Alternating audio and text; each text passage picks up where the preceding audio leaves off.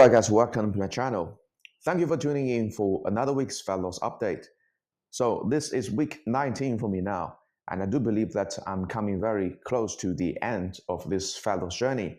And the reason for me to say that is because my weight by the end of this week compared to last week's result has barely moved. In fact, my weight has barely moved in the last 3 weeks, as I'm about to show you. However, despite my weight has not changed significantly, I do believe that my body fat percentage is still dropping. And that's the reason I think it's probably still good for me to keep pushing this fat loss journey for at least one more week. Although it has been plateaued for the last 3 weeks, I do want to give it one more week's time just to see whether it's a true plateau or not. Remember, if you have plateaued on your fat loss just for 1 week, you probably have to give it a few more weeks to really confirm that this is a plateau instead of just a small hiccup, let's call it. But anyway, as per usual, before I reveal this week's fat loss progress to you guys, would greatly appreciate if you can just give me a thumbs up and also maybe just consider subscribing to my channel. It would mean a great deal to me as a small YouTube fitness creator. Thank you very much for your support. Alright, now I'm done with self-promotion. Without further ado, let me first put out a table there for you guys to reference in relation to what I've done in this week. And as usual, we will start from last Saturday. So last Saturday's morning weigh-in result, it was 74.7 kilos. This is going to be the number we're going to measure against this morning's recorded weigh-in result.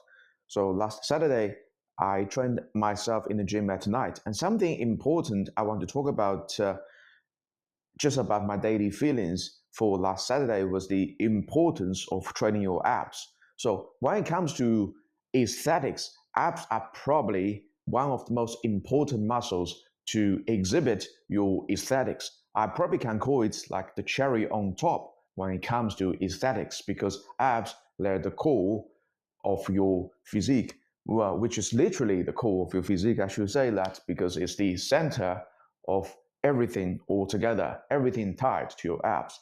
And for that reason, it's probably arguably more important to train your abs when you get very lean, because unless you have very, very good ab genetics, relying on heavy compound movements to train your abs are probably not good enough. You have to do some isolation ab work, just like you would train other big muscles like your chest or your legs or your back. So the same principle applies to your abs as well.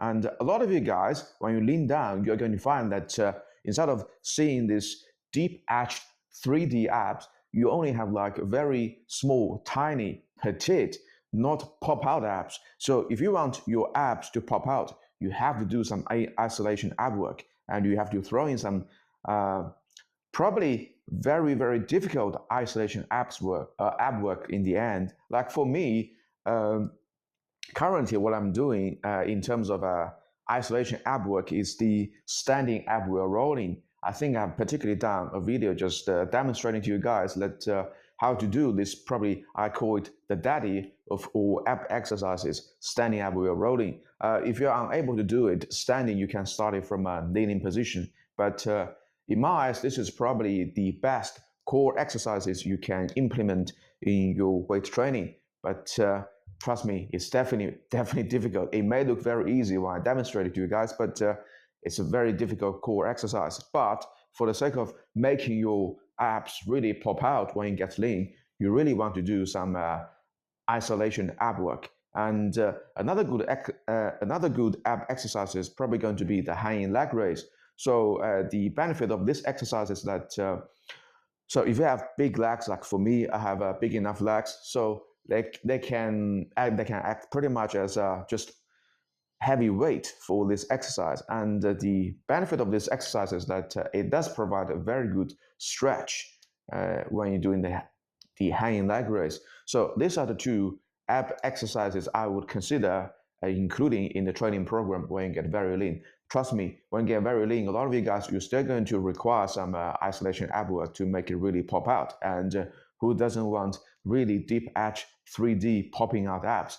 I definitely want them. I know I'm sort of into bulking and just getting huge and all that, but comes a day that you want to lean yourself down and also just be good looking, aesthetic with really deep etched six-pack abs. So yes, that's what I want to say for a last Saturday. So let's fast forward to a last Sunday.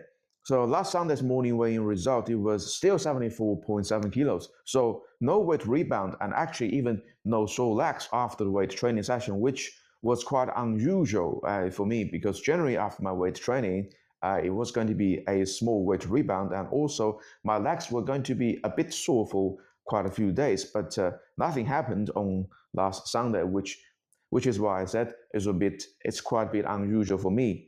And I did 2 sessions of cardio just to keep driving my fat loss progress. In fact, I've actually accumulated 10 hours of cardio volume in this week.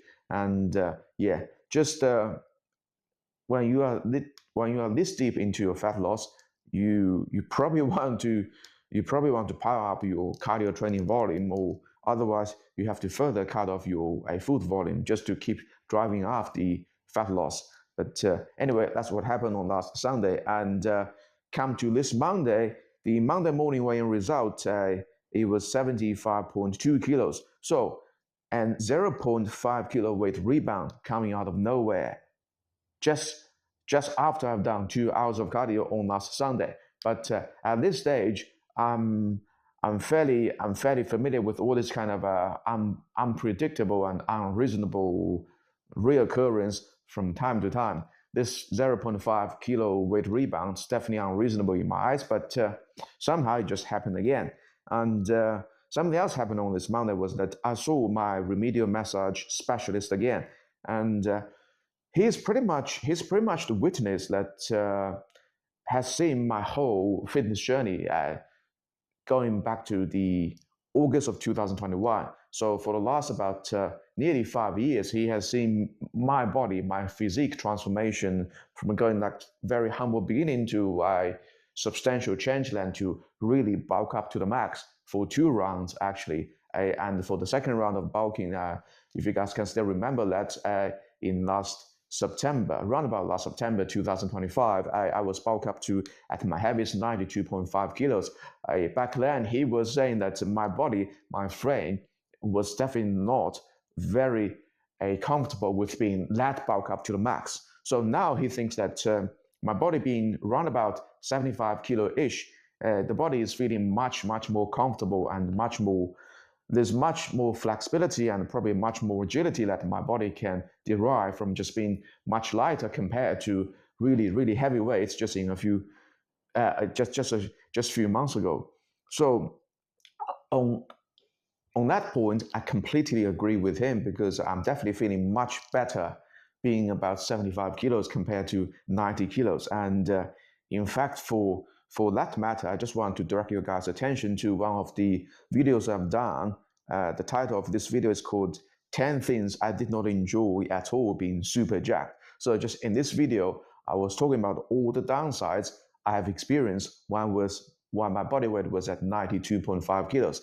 Yeah, I was looking really jacked and huge and all that just a few months ago. But behind this really jacked physique, there's just a lot of misery I have to suffer myself. And for a lot of you guys who really want to get jacked, you really have no idea what being jacked really means. Like there's a lot of yes, okay, there's some benefits you probably can derive. Just you can terrify others, okay, and also just being this kind of alpha male, if that's what you want to call it. But trust me, for a lot of you guys, it's probably not the most suitable physique for everyday person.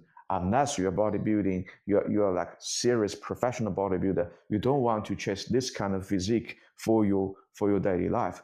But anyway, that's what happened on this Monday. Let's fast forward to this Tuesday. So Tuesday morning, another morning weigh-in, and this time the result, let me have a look, it was 74.9 kilos. So, and 0.3 kilo weight drop. And again, Tuesday, I did 2 sessions of cardio to still keep driving the fat loss progress. And this time on Tuesday, I can definitely feel that my cardio performance dip. Let me see. Okay, so The reason for me to say that was that normally I was able to keep my pace with increased resistance.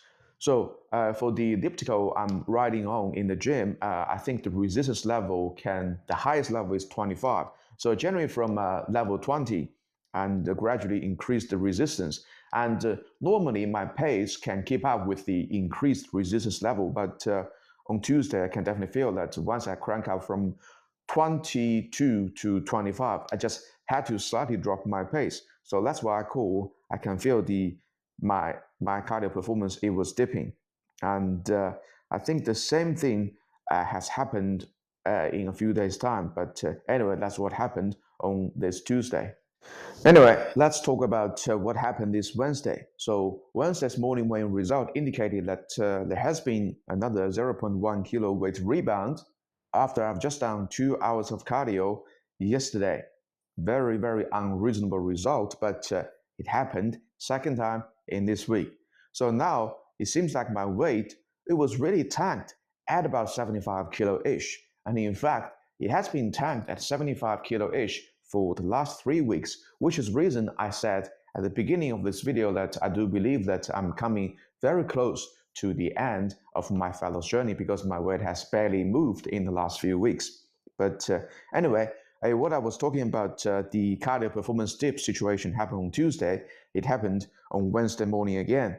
This time, for this morning cardio session, I was again unable to keep my pace up with increased resistance level.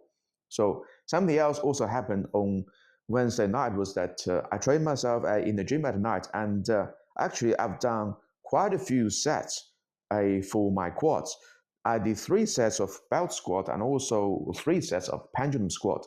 For those of you guys who want to know the nuanced difference between different squatting machines, for example, the belt squat, the pendulum squat, and also the hack squat, just want to direct your guys' attention to one of the recent videos I've done talking specifically about the nuanced difference between those squat machines. I do think I provide a very detailed analysis between these 3 different squat machines, and there's probably like a sequence you can use in terms of how to arrange for your training exercises. So please feel free to click on the link of this video and just get a better understanding of let's just call it the inherent strength and weaknesses of each individual machine. So that's what happened this Wednesday. Now let's fast forward to this Thursday. So Thursday, I was feeling quite fatigued during the whole day, but actually my legs were feeling fine. So that's a bit of unusual for me again, given the light that I have done 6 sets for my quads, and my legs were still feeling fine. And but having said that, I did another cardio session at night in the gym, and this time the performance or the feedback I've received from my body was more than just a cardio performance dip. I could honestly call this cardio session very, very challenging because pretty much after the first 20 minutes, every minute after the first 20 minutes, I had this kind of just urge to call it a quit for the whole session. So I pretty much had to persevere to finish the 1 hour cardio training session at night. That's what happened on this Thursday. And let's fast forward to this Friday. So Friday morning, another weigh in, and this time the result was 74.9 kilos. So 0.1 kilo weight drop. What I told you, seems like my weight was really tanked around about 75-ish. It's really not moved so much in this week.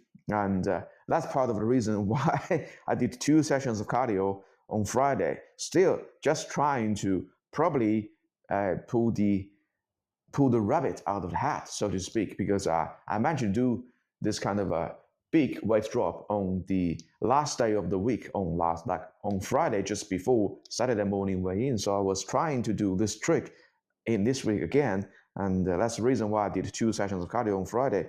And yes, for both of these sessions, I was able to push quite hard. So no cardio performance dip for both of these sessions. And something I want to talk about my Friday's daily feeling was the benefit of staying away from inflammatory ingredients. So I managed to keep myself away from gluten for quite some time, probably for I think for 2 weeks now. So definitely now, because there's no a inflammation harm caused by gluten, my lower body, particularly my joints, the knees, they were feeling much fresher compared to when I was eating a gluten contained food like sourdough bread. When I was eating sourdough bread, I could definitely feel that there was just kind of a very mild swelling in my left knee, which sort of hampered me from pushing really hard in cardio training sessions. But now, because I've stayed away from all these inflammatory foods, gluten is probably like the the main culprit when it comes to inflammation.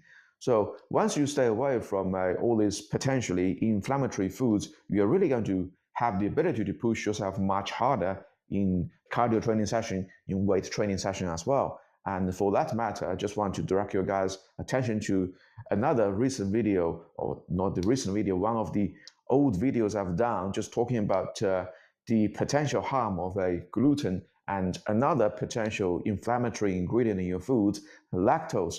So these two things, trust me, a lot of you guys, particularly if you want to bulk up, when you try to bulk up, you're going to increase your food consumption volume. And when the food consumption volume increases, if you still eat gluten and lactose contained food, there's a much higher chance that you're going to get all this harm of gluten and lactose in the end. So yes, please feel free to watch this video and just get a better idea why you want to stay away from these two particularly inflammatory ingredients. Anyway, that's what happened on this Friday. Let's fast forward to today, which is Saturday. So this morning, the weigh-in result, it was 74.6 kilos. So, and 0.3 overnight weight drop. So in the end, I've only managed to lose 0.1 kilos in this week, from 74.7 kilos on last Saturday to this Saturday, 74.6 kilos. And now it's probably a good time as any just to present last 3 weeks Saturday morning weighing results. So week 17, it was actually my lightest weight recorded, 74.4 kilos. Week 18, 74.7 kilos. Week 19, this week, 74.6 kilos. See, my weight is really tanked, around about 75 kilo-ish for 3 weeks straight. That's the reason I said, okay, I'm really coming very close to the end of this fat loss journey. But I still have the confidence to say that I still believe that my body fat percentage is still dropping. You guys probably can tell that just by my face, because I do think that it's still keeping getting just slightly more cut week by week. Not going to be big change as you guys have seen in the very beginning, but I do believe that there's still like nuanced change happening in every week.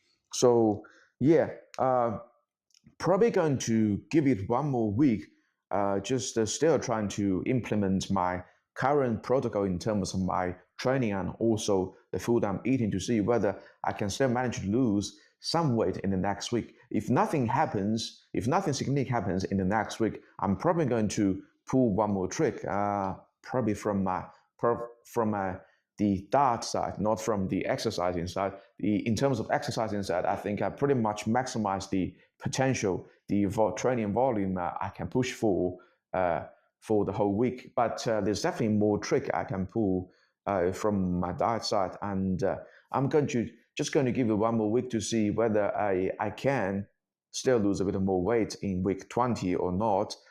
If nothing happens on week 20, then something major change is going to happen in week 21. But anyway, that's the update for week 19.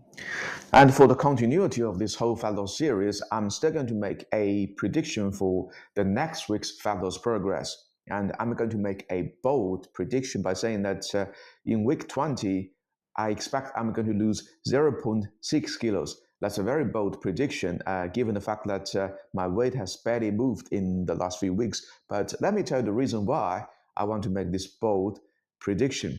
Okay, back in August 2021, before everything started, my weight was 74 kilos, but back then I was at 25% body fat. So there's still a lingering desire in my brain telling me that I really want to see myself back to the very original body weight, 74 kilos, but with an entirely different body fat percentage. That's the reason I want to make this prediction that in next week I want to lose 0.6 kilos. But truth to be told, I'm already very happy with my body fat percentage now, and the only reason I'm still pushing for a bit more body fat percentage is that, yeah, I still want to lose a bit of more just love handles around my waistline. That's the that's the only remaining goal I'm still chasing after. Everything else in terms of a body fat percentage, I think I'm there already. Like I got very defined muscle separation, and also I've got deep etched abs already. So there's really not so much for me to keep chasing there. But yeah, still want to see myself back at the very original 74 kilo body weight and with an entirely body fat percentage. And just as a bit of interesting comparison, in the span of nearly 5 years, this kind of fitness transformation. So yeah, let us put a flag here and see whether in next week I can achieve this 0.6 kilo weight loss or not. I don't think I can achieve it, but yeah, if I can achieve that, I'll be more than happy. All right, that's all I want to say in this video. Thank you for tuning in, and please don't forget to give me a thumbs up and also just consider subscribing to my channel. Thank you very much for your support, and I will see you guys in another week's time.